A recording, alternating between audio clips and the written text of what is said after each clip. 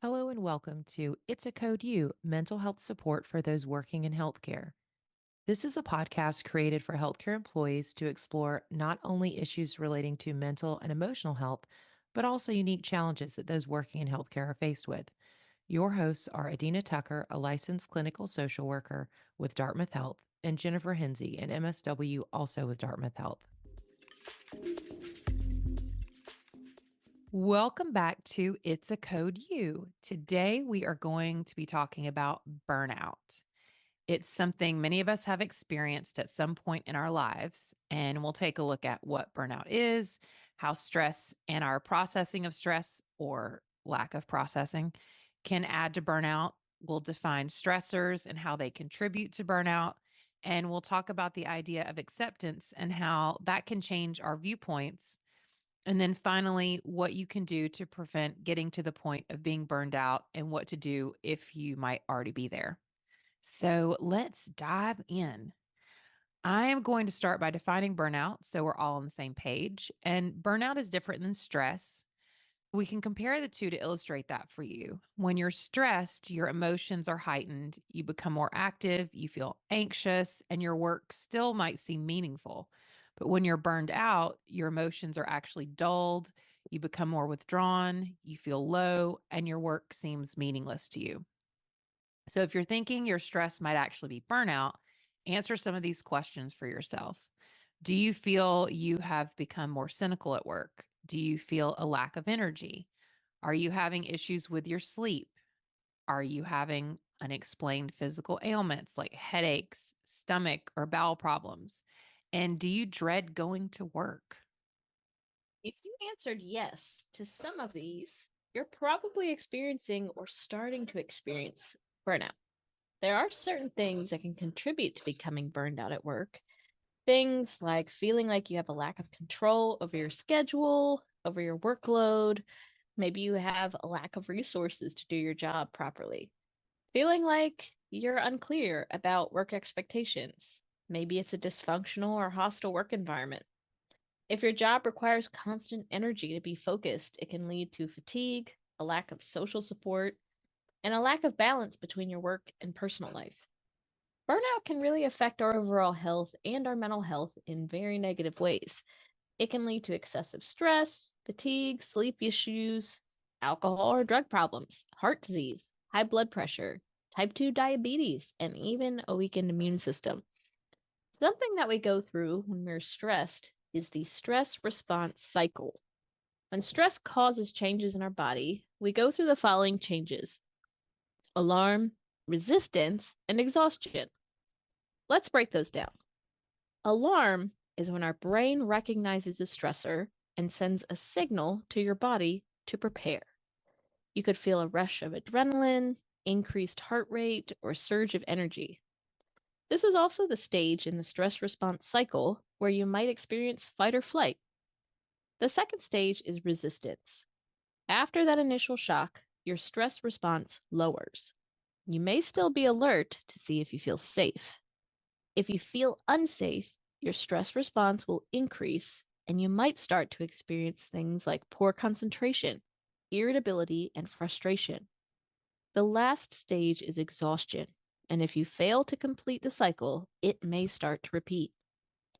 So, why is this important? Why do we need to complete the stress response cycle? Well, if you don't complete the cycle, it can lead to chronic stress. And chronic stress can lead to the following: heart disease, stomach ulcers, sleep issues, psychiatric problems, depression, anxiety, fatigue, and this last one is the subject of today's podcast: burnout.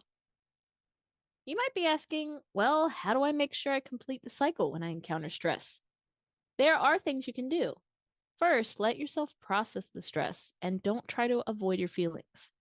Get some exercise. Do something creative. That can boost your mood, energy levels, and it can help your body recover. Laugh. Laughter can help you release your emotions. And the flip side of laughing, crying. If you feel that you need to cry, just do it. Let it out. Suppressing tears can stop your body from releasing stress. Try giving someone a hug. And pets count too. Practice some deep breathing. Or maybe just take some rest. Maybe you're not getting enough sleep at night. So, Jennifer just covered burnout and the stress response cycle. I'm going to talk about stressors. And stressors are those things in life that can make us feel overwhelmed, and they can be external or internal. And stressors can also be people, situations, emotions, or events. We can't control everything. There can be a lot of things that are stressful on a daily basis, and not all of them are within our control. Part of dealing with stress in a healthy way is to figure out what you can control and what you can't. And accepting that some stressful things are out of your control can take the power out of it and allow you to move through it more calmly. So, here is an example of what I mean. If you're always running late in the morning, this can be a very stressful way to start your day. Are you trying to accomplish too much? Are there things you can change about your morning routine? Maybe leave them for another time or prepare the night before that would give you more time in the morning? Often we put unnecessary demands on ourselves. The dishes have to be done before I leave, or I have to cook breakfast for everyone in the morning. Or here's another one. Certain work tasks make us feel overwhelmed or stressed out. Answering emails, especially if you tend to get a lot, can cause stress. This isn't something you can possibly control. However, instead of answering each email and interrupting yourself while on another task, pick certain times of the day to go through emails and answer as many as you can. You can even focus on the urgent ones first. If you don't get to all of them during your next email time, you could start with those the next time.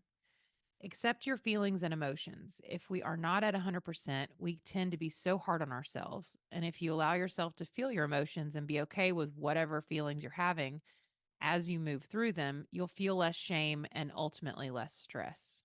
That's great. And I'm going to expand a little more into the idea of acceptance and how that can actually free us from some of the stress and anxiety that we experience. When you take a situation and you face it, you are accepting it and deciding to live with it in the best way that you can. Sometimes we're given situations that are out of our control. And when you accept something, you're looking at finding the balance in order to be happy and positive about a situation that you may not have chosen. Acceptance does not mean you're just living with a situation because you feel there's no other choice. That's a distinction, an important one to make. Accepting a situation means you are taking an active role, making decisions, and ultimately ones that can lead to change.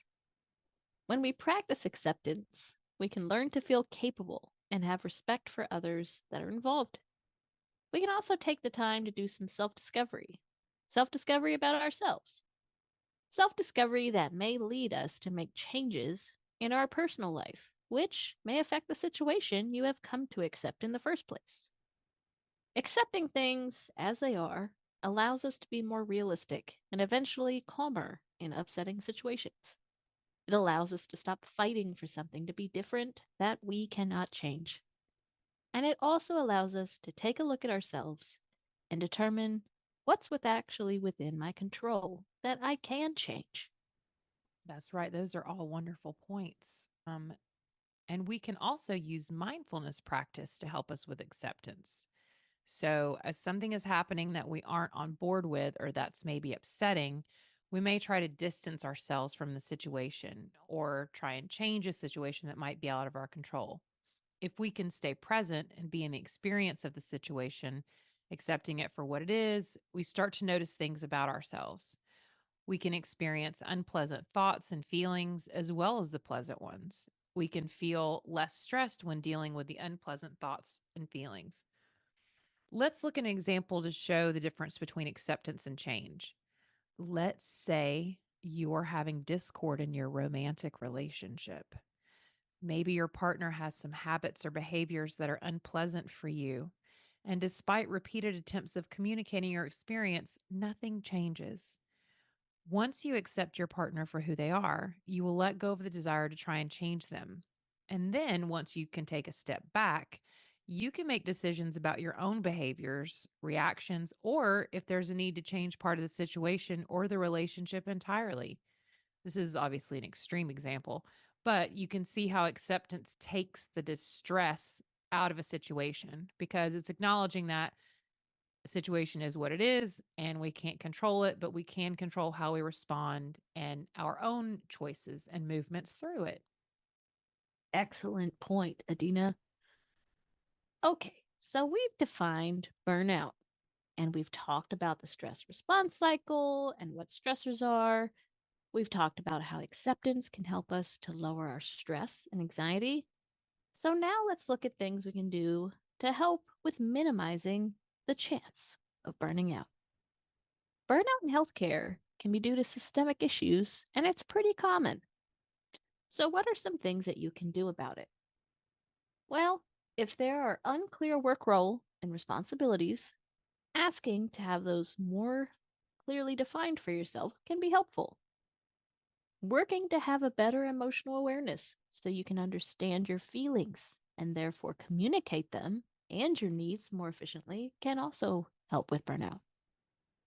Having coworkers meet in a group to talk about the mutual issues and work together to improve department or group issues can be highly beneficial and can help you feel a lot less alone in what you're experiencing on the job. Maybe finding a way to have a space to take a time out and reset during very stressful days. Practicing cognitive skills that combat negative self talk can be helpful. Or practicing self compassion. In other words, giving yourself a break, being kind to yourself. We are often very compassionate to others and their stressors and situation, but less so to ourselves. Negative self talk can greatly contribute to a negative outlook in life, but it also increases the chances you'll experience depression and anxiety. There are things you can do to combat negative self talk and try to rewire your brain. Start to create a self awareness. So look at what you're saying to yourself as well as when you're saying it. Try to understand what triggers you to think in that way. Look for evidence that the negative thoughts are not true. Have compassion for yourself and gratitude for the small wins and good things. Perhaps keep a gratitude journal. Practice positive affirmations. Say those affirmations to yourself in the mirror each morning is a great way to remind yourself of the good things in life and about yourself before you head out into the world and face the challenges that await you. Speak to your supervisor to see if some of the work related things that are contributing to you being burned out can be changed or solved.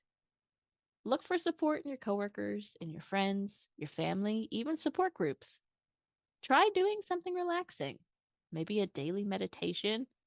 Even 5 minutes of that can help you stay in a grounded place. Exercise, even if you can only take a 10-minute walk. This is going to help your mood and help you relieve some stress. Try getting better sleep at night.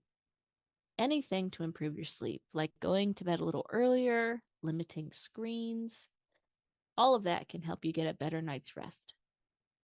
And practice mindfulness.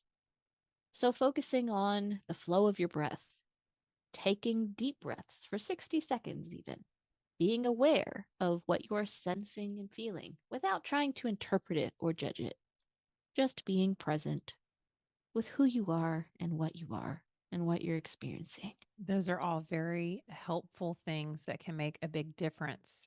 And we'd also like to say finally that all of the previously suggested strategies are great.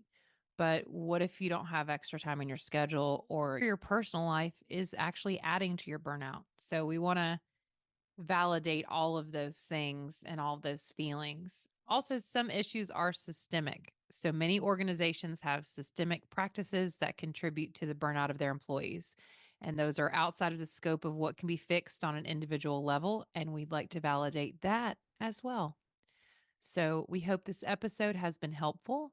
If you have any comments, questions, feedback, suggestions, please email us at dhbhs.media@hitchcock.org. If you haven't already, please leave us a rating and review on your listening platform of choice. And if you haven't subscribed, please do so. You'll be notified of each new episode as soon as it comes out. And if you like what you hear, please tell a friend, and we appreciate you listening.